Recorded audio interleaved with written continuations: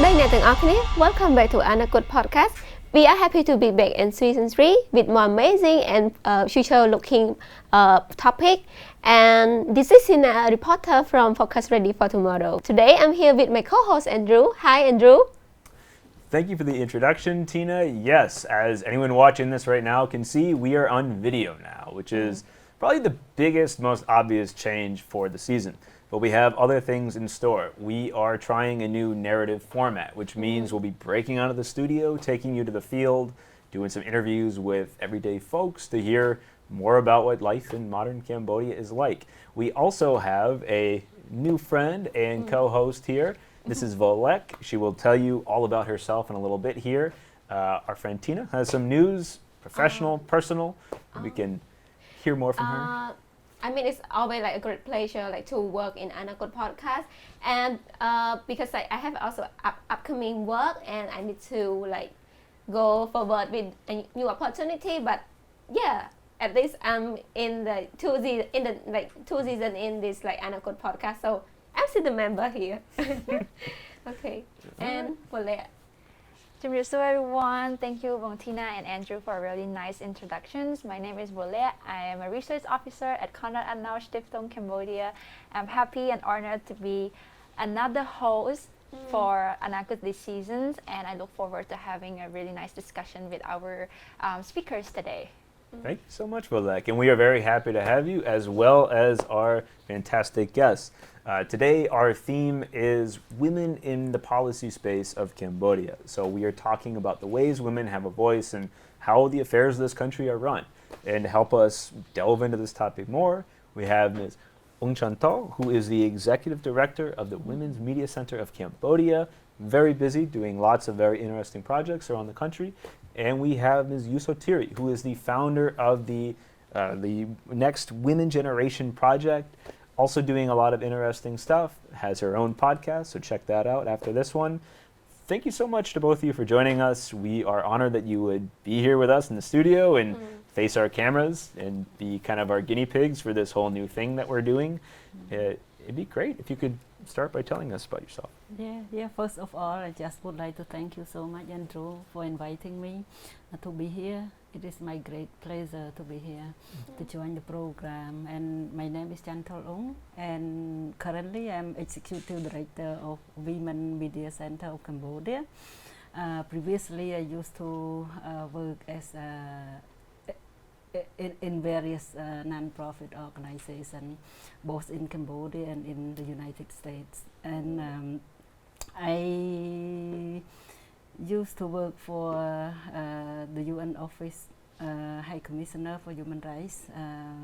Then I also founded an NGO called Cambodian Women Crisis Center of Cambodia, Cambodian Women Crisis Center. WCC, I was there as Executive Director for 10 years. Then I moved to the state. Then I worked in the state, mostly focused on domestic violence against women over there. I just returned to Cambodia like almost 5 years ago. I started my first 2 years with Arbitration Council Foundation, which is to provide arbitration services to garment factory workers, like more or less to address the issues of collective dispute between employee and employer. And for the last almost 3 years, I have been with Women Media Center of Cambodia. Although I am not new with the Women Media Center of Cambodia, I used to be a board of directors of Women Media Center like 15 years ago, like 4 years, I think. Yeah, so that is me. That's great, thank you. That's an extensive background.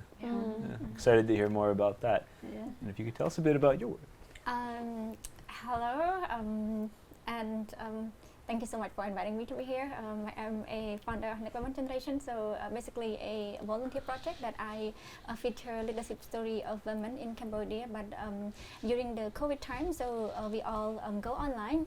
So I went online to interview other people outside of Cambodia, from Latin America, in Europe, and some part of the Asia and share the stories through our online platforms such as website and social media.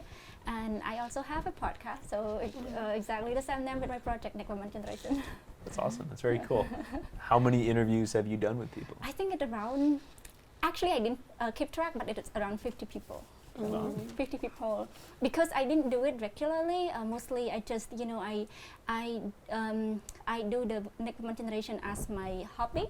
But the project really helped me a lot. Actually, it guided me, you know, to be who I am. And you know, at some point in life, you sometimes you feel down, sometimes you feel okay. But the project, because of the story of those women and men also, it helped me to, it guided me to find, you know, a peaceful way of living as a human being. So that's why I keep doing the project. That's great. I feel empowered already. I mean, it's a great way, like, you know, to start the season with like kind of like powerful topic, and with like two our amazing guests and also like our new host. So maybe you can tell us like a little bit kind of like intro, like from your perspective and your experience, that what do you think about the landscape of like women in Cambodia in politics and policy making? You want me to start first? Yeah. Okay. As I have been working on women issues for almost the last 30 years, so I could observe a lot of things has been happening. I could say that from during the 90s to right now, 2020, we could see a lot of progress in terms of women in policies space. We started from like no one talking about violence against women, no one talking about domestic violence law, no one talking about how to help women, how to engage women in public policy. But right now, we could see that women representation is still very low in Cambodia. It's less than 20% at all level, right? Like at the National Assembly, around 20%. At the Senate, around 18% only. Yes. And at the government level, in average, around 20% of women represented in decision-making level. In the journalism area, like I am working right now, less than 10% are women. And if we look at the judiciary, less than 10% of women in judiciary. If we look at the local commune, like the local leadership, we could see even less than 10% too, like representing commune council members. And if you look at in public space or sectors, you could see around also less than 20%. So more or less at all level, women represent less than 20%. And all those over constitution after the war, after the war when UNTAC came, there was no constitution, right?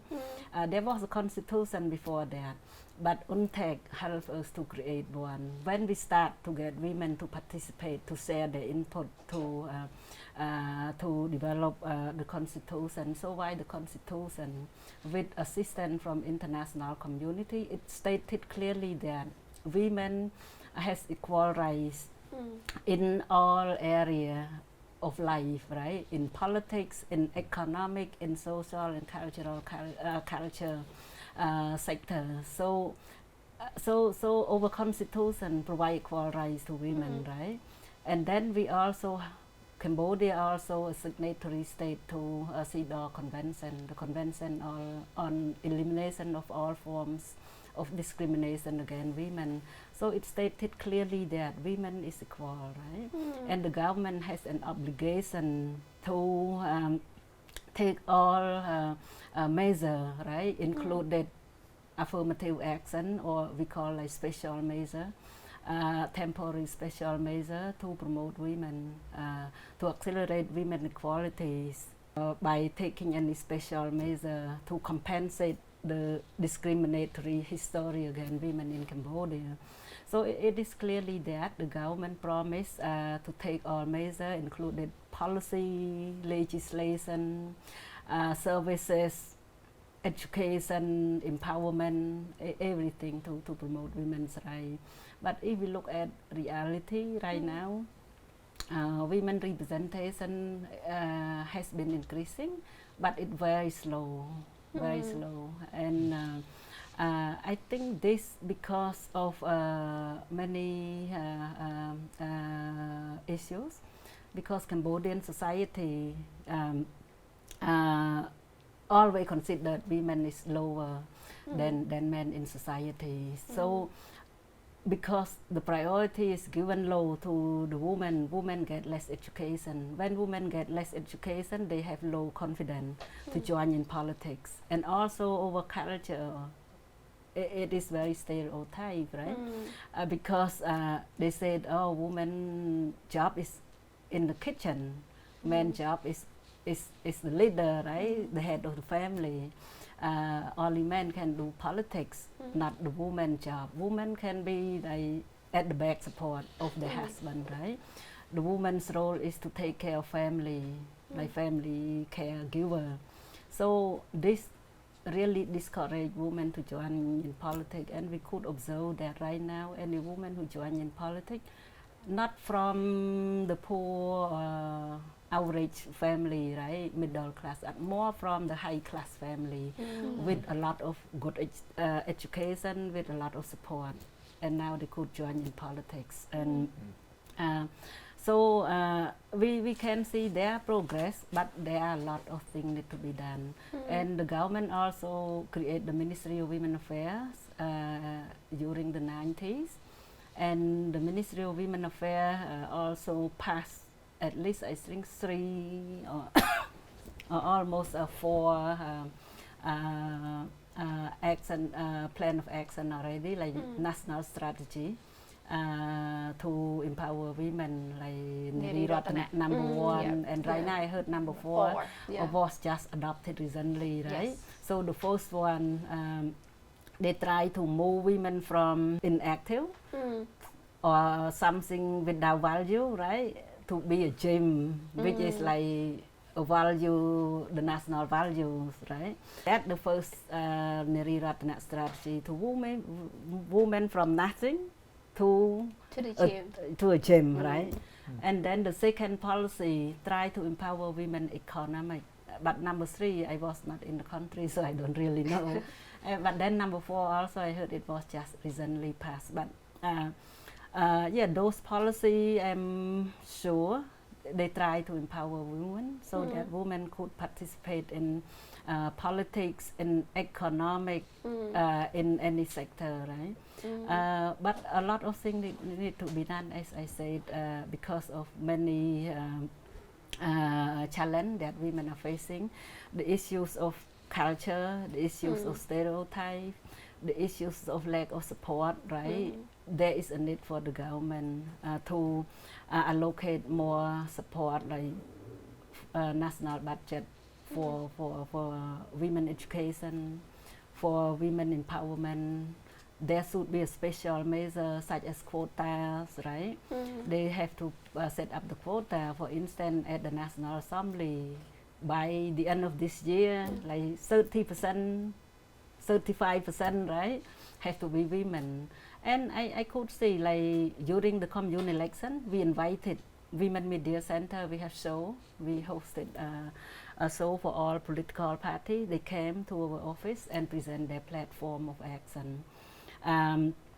Political platforms to address women issues, to empower women. I could see some political parties have very, very smart, very intellectual female candidate. Yeah, they are very capable. But the issues, they are not the head of the party. They are still hold low position. I think this is because of a value system. We need to change attitude and behavior toward the women. So all 17 political parties were invited to share their political platforms, but only, I think only 14 came. and we could hear, and I could observe, because all the show I was there to hear what they said, what they would like to do, right? If they won election. So mostly I observe that majority, they are still very low confident. They need a lot of training and support, communication skill. They still need a lot of training, but I saw some of them very, very intelligent, right? They should give appropriate position to those who have high quality. I saw mostly His Excellency or men. So I wish to see more women join in politics. When they could not join in the politics or join in decision making or make policy, it impacted so much on women's life. For instance, women in journalism, there is less than 10% of women in journalism, and most of them don't report like high profile cases, right? Such as international affair, political affair. Mostly they report on agriculture or small thing, right? So when there is a lack of reporter as a woman, it not represent their interest much, right? Exactly. So the issues has been forgotten. When it is not heard in the media, it is not heard to the policy maker, they are unlikely to get any policy there to support them. And also at the National Assembly, at the legislature level, right? Legislative level, there is very few women over there. So any law, I seldom hear them make any assertive recommendation or make a big change over there. There is a need for bigger portion of women, because women represent Cambodian people, like 52% of Cambodian people are women. But if you look at the policy level, policy maker, less than 20%. So it not really, they could not, their voice is less. How could they convince so many males' voice, whom some of them don't even understand women issues, and even some of them even committed violence against women. And you can see all of that, right? So we need more women. What you just like mentioned is like remind me of like some like some country when they has like kind of like women in like political like decision, like I can tell like in Asia, like only 2 countries that provide like kind of like menstrual leave for women, that they can like, when you have like a bit period cramp, you can take a leave.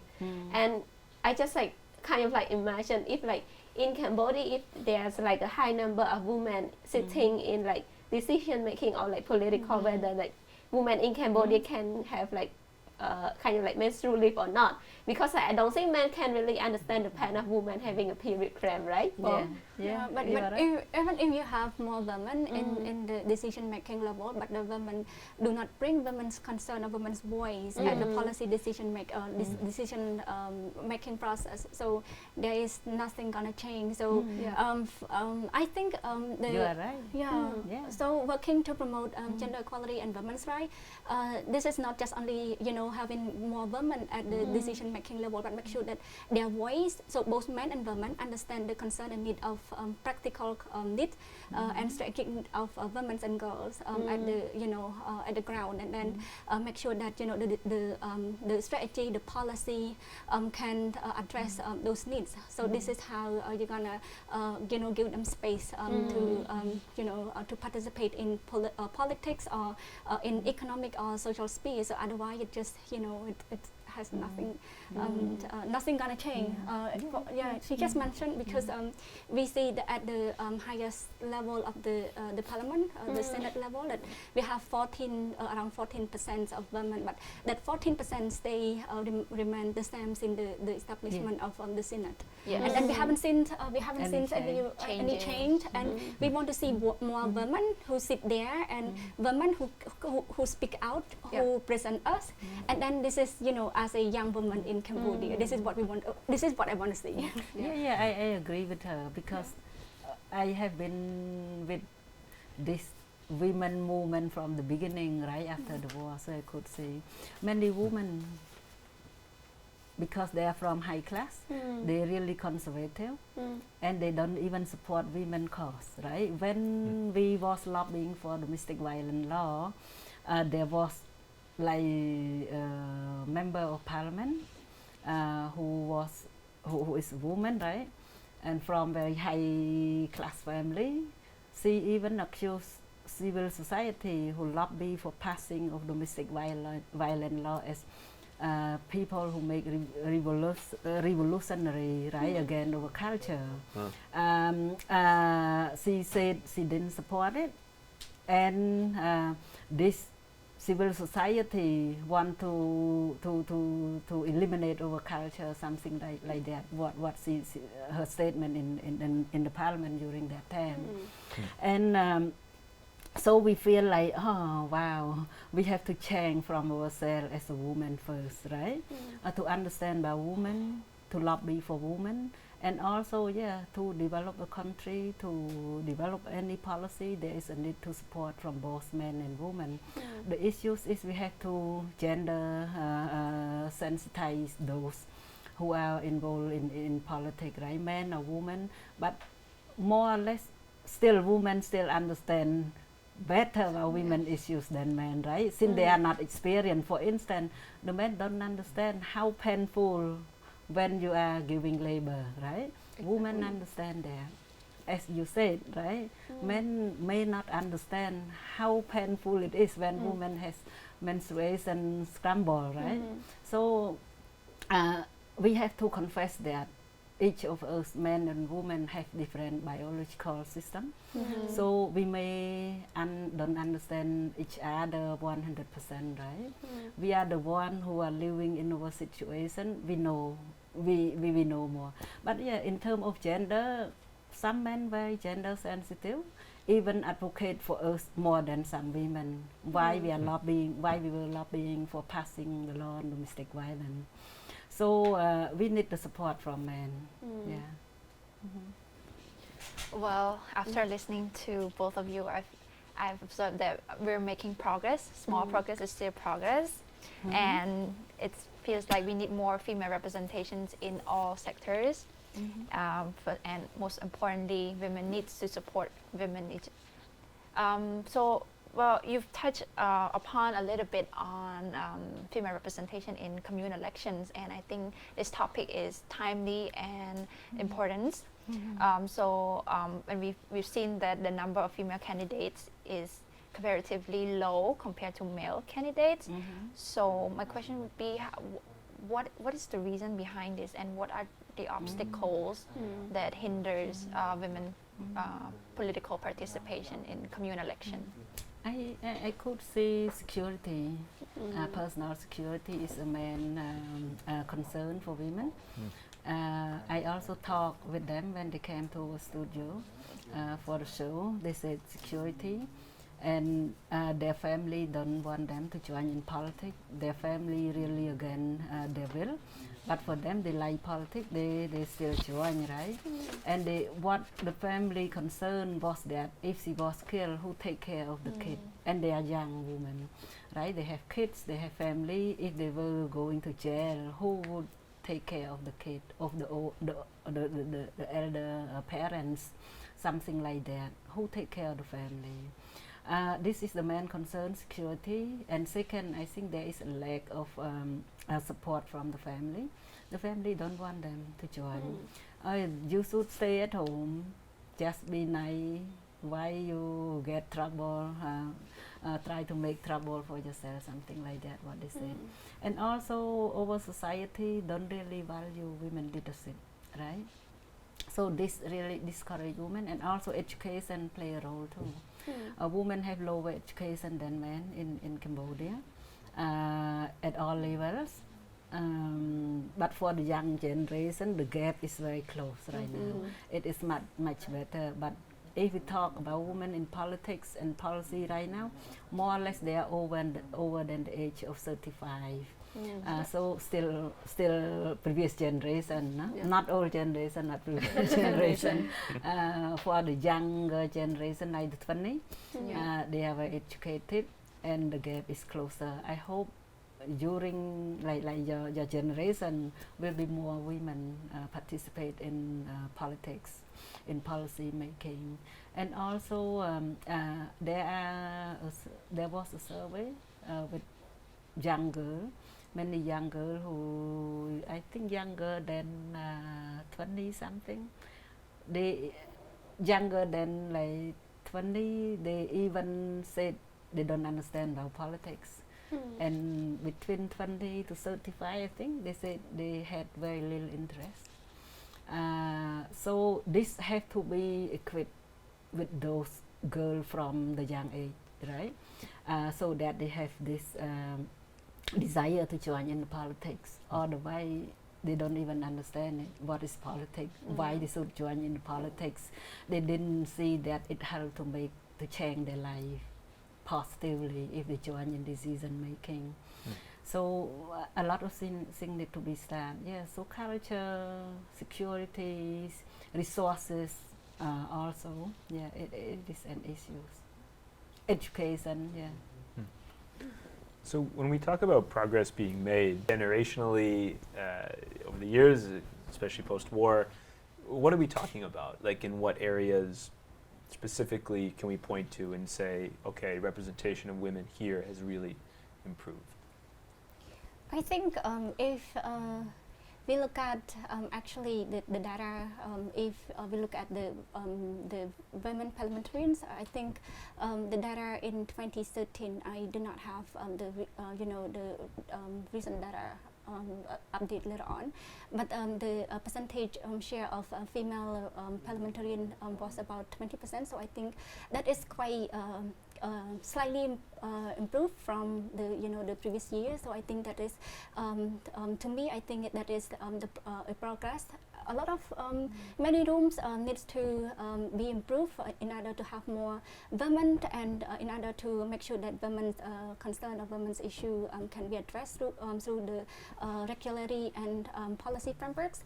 But having that slightly update, slightly progress, I think it's a good sign already. It's just a matter of as a citizens, as a woman in this country, so we want to see more women, and hopefully our government can do more to make sure that we have more female representations at the national level and at the ministry level. And I see I think two or three women hold the ministerial positions, and the rest are men.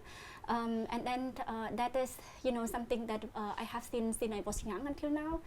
I haven't seen much change, and especially the ministry that provide really critical policy that address the all ministry are important, but ministries such as education, health, and economics, and so on, that's ministry. So I hope to have more women sitting at the decision making level, so make sure that the concern of people can be addressed. For instance, during the COVID-19, I think during the past 2 years, women's issue became more surface, I guess, because of the impact of COVID.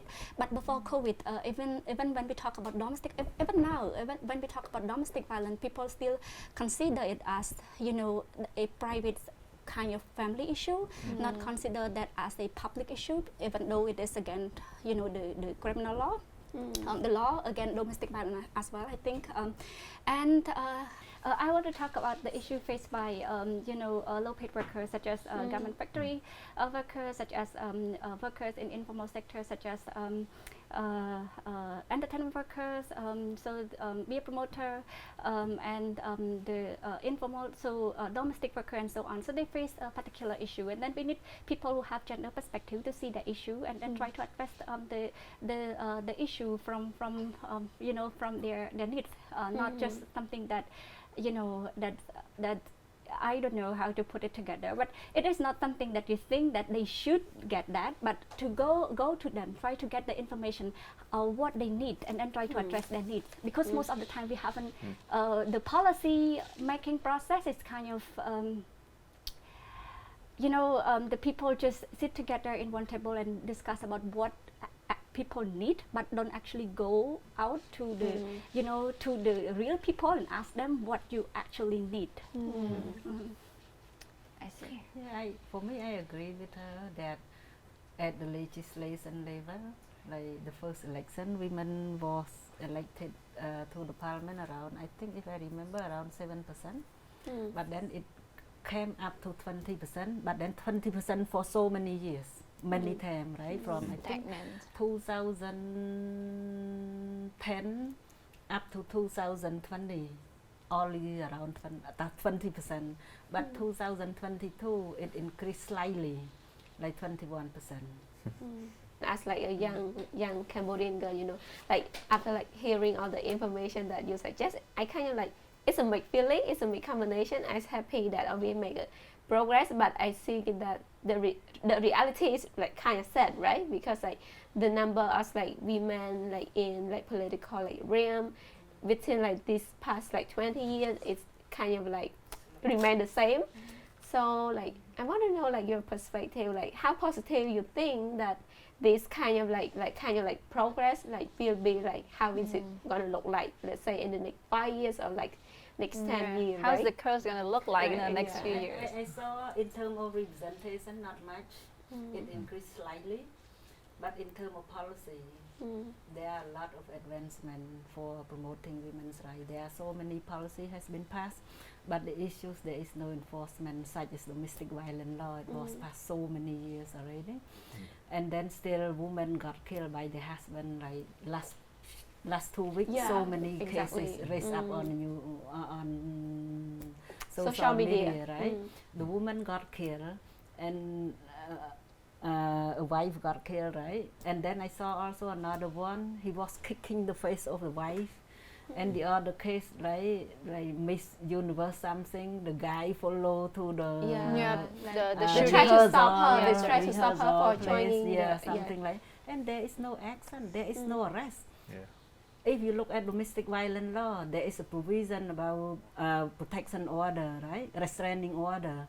But no one even mentioned about protection order or restraining order. The police should go to him because he went there straight to take her life based on the text message, right? You would be not alive until what year? 2000 something, right? 2022 or something like that. This is a life threatening. The police should be there. Don't wait for the complaint, right? She is subjected to restraining order, protection order at least, right? If she wants restraining order, she can file, and in our law it stated clearly there. But no one care about that, and women continue to get killed.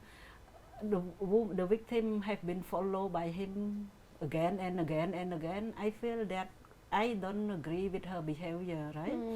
Of being with someone husband, but the issues, these different issues, right? This is her safety, her security. She should make a clear plan, right?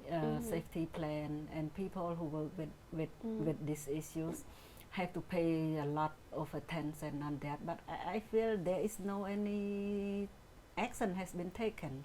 So the issues in enforcing of the policy, that it need to be strengthened, right? In terms of domestic violence law, in terms of human trafficking law, it was passed, there was law, but no enforcement still need to do a lot more things. The police, local authority, and so on violence against women and harassment and so on. So they still have limited understanding of the term of the harassment and violence against women. So that's why it is really challenging for them to support survivor of victims of gender-based violence or harassment.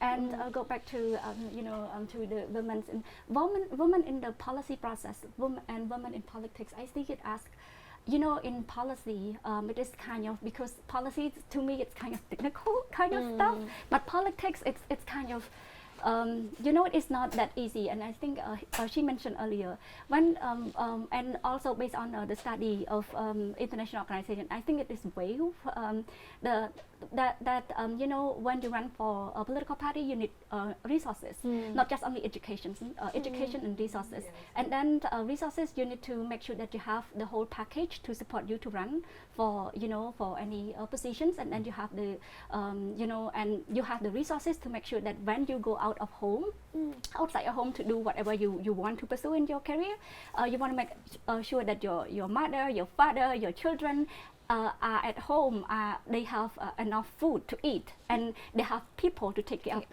of them. Not just only you as a mother go out and can do what you want to do, and plus unpaid care work and domestic chores. Even though in Cambodia we have around 78% of women participate in the labor market, and around 65 business owners in Cambodia are women, but they need to bear the board responsibility, like dual responsibility. So they go out and do their job, and they are expected to perform their their work at home as well. So cleaning, cooking, take care of elderly and children and so on. So some women they don't have good enough time to do some other stuff such as networking, and in politics networking is important. Networking, connecting with people, and then find the resources and your support network and so on. They don't have time to do that kind of thing. So despite the practical needs such as health, education, and so on, so they have some other strategic needs that they need that they face as the issue. Yeah. Also, political party have to play very crucial role in inspiring women to join, give them appropriate place to stand. I hear a lot of complaint that even men and men have equal resources, human capacity or financial capacity, still women put in the lower place. So why women's rights group like CEDAW committee? I used to be elected chair of the CEDAW committee, which composed of around 60 NGO working to promote women's rights. We used to lobby the political party to put women as alternate. One woman, one man, one man, one woman, something like that. But all the time political party leader always said, oh, women not brave enough. If they are put on the top, they don't go to do a campaign properly or something like that. So there are very reason not to put women on the top list. So why many women on the bottom list? So why when few people on the top were elected, they are left out? So I think political party have to play a crucial role and committed. Even a little bit, they have a little bit lower capacity, just give it to women as special or temporary measure, right? To accelerate equality. So they have to do that, or at least they could put quotation, right? For instance, if we need to choose a judge here in the judiciary, for instance, women representation is very low. In terms of prosecutor, there is less than 2% now women. You imagine among 100, less than 2, around 2%. That's really low. Or among 100 prosecutors, there is only 2 women, and most of the case happen for the woman, right? So we used to lobby, could you, for instance, if you make announcement, right, for the position of prosecutor or judges or lawyer, you should give low qualification, right, for women to be eligible to the programs, and then they can get training afterward, after the joining. Otherwise, you can never get enough women to be in that field, because women not allowed or not really encouraged to study law. During my time, I went to law school. How many among 300 students, how many women in that law school? Only 7. At the end, I think only 4 or 5 could graduate. So women, it is not the women's field, right? And right now, when we want to improve women representation in the judiciary, we have to look at that. Like in Malaysia, like in one country, I forget the country, when their country don't allow women to study law, but then like 5 years later on, they amended the law, allow the women to go to law school, but when they choose judges and prosecutor, they require 10-year experience in the legal field. No one woman, right, was eligible to the program. And also like another program, like in, I think in Bangladesh, women cannot own the land. But then there was a program of the government stating that, this program was for the woman, aimed for the woman, to empower women. But in order to get this loan to raise the fish, you have to own the pond. How could, and then there was no any woman could join in the program. And then they review why women don't apply for it. And then when they look, oh, women don't have the right to land title. How could they own the pond, right? So we have to check all of those. We have to look at substantive equality, not just equality, right? Equality, just men and women equal, whatever women supposed to get to qualify have to have the same criteria. It should not be. It have to be substantive equality. It means they are equal, but they have opportunity to use opportunity. Then also they have to have equality in getting the result, right? Not just equal the first stage, and then they could not join in anything. And when after they get the result, only the guy who get it, the woman don't get it. I still remember when I was young, after the war, Cambodia was still under communism. So they make they call collective rice planting, and then they divide the rice, right, after the harvest season. So they divided the men get 2 sacks, women get 1 sack. But why the men just plowing, the women planting, right? They do a lot of things too. But it's still, at home. So I am taught by my mother and my grandma how to be a woman.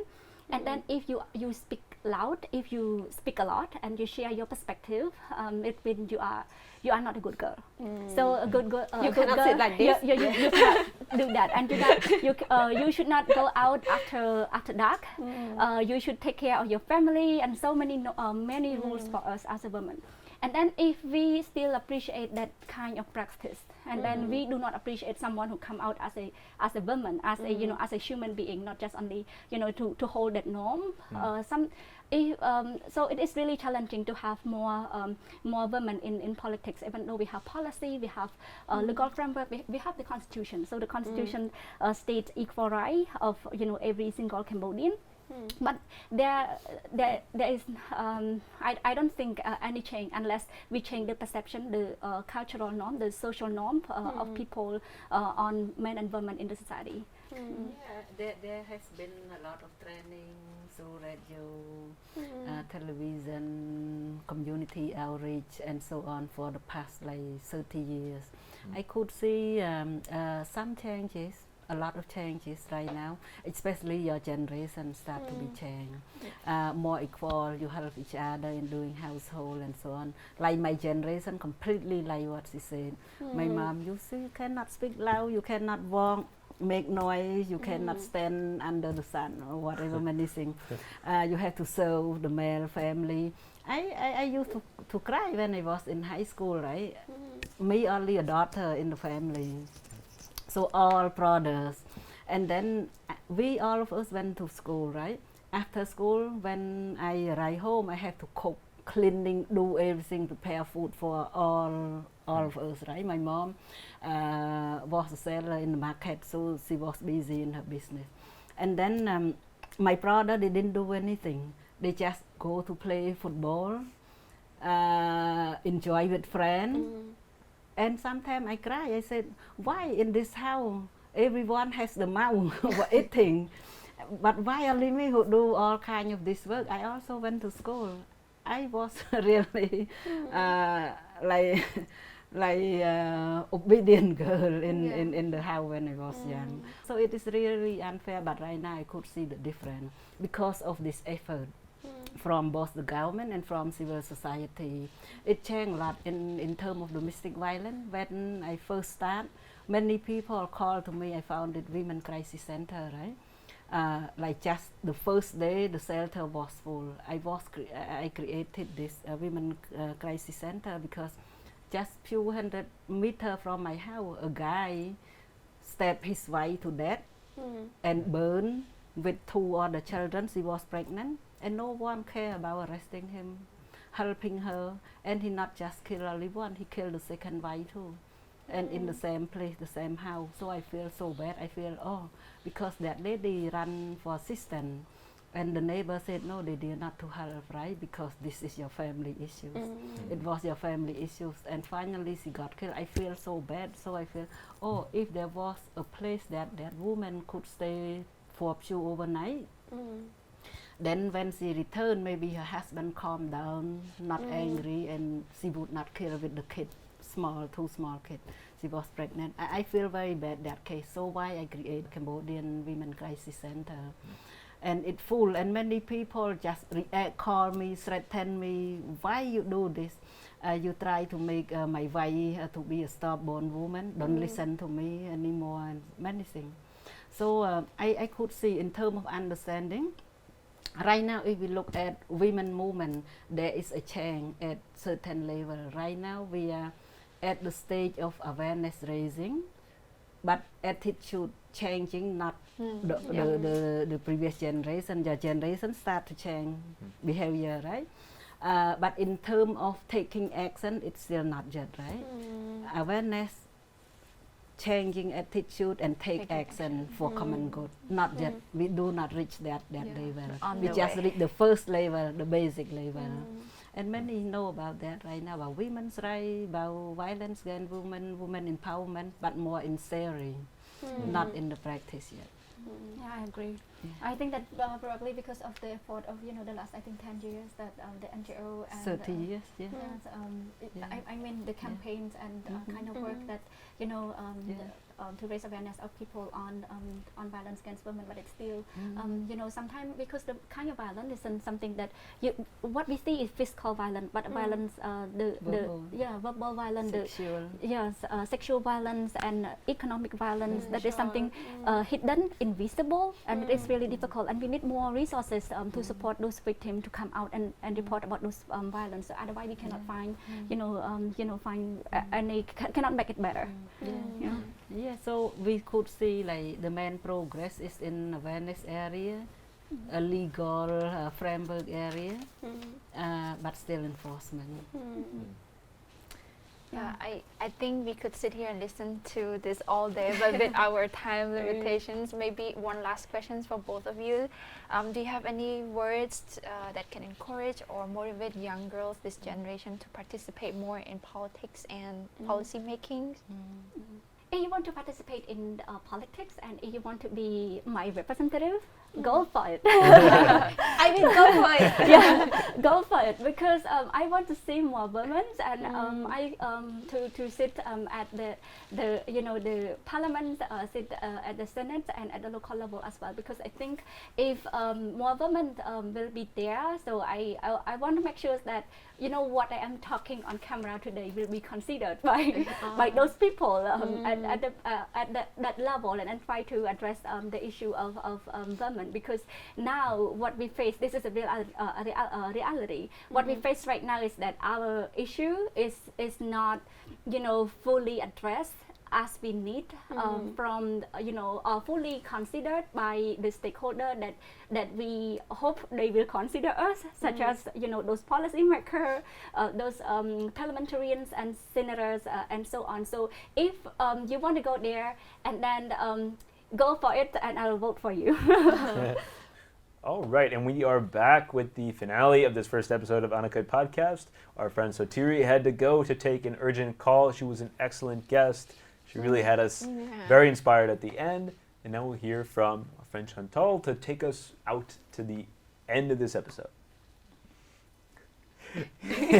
Basically, so we had a powerful message from Sotheary saying, go for it.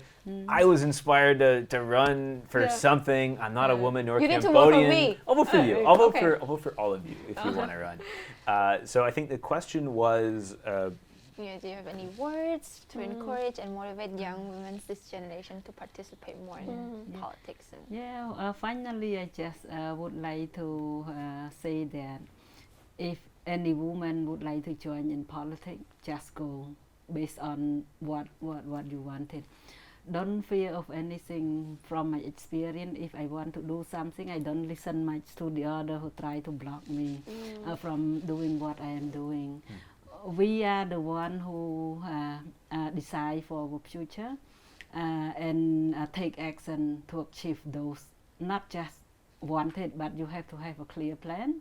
When you have a dream, you have to make a clear plan. you have to build up resources so that you could reach your destination.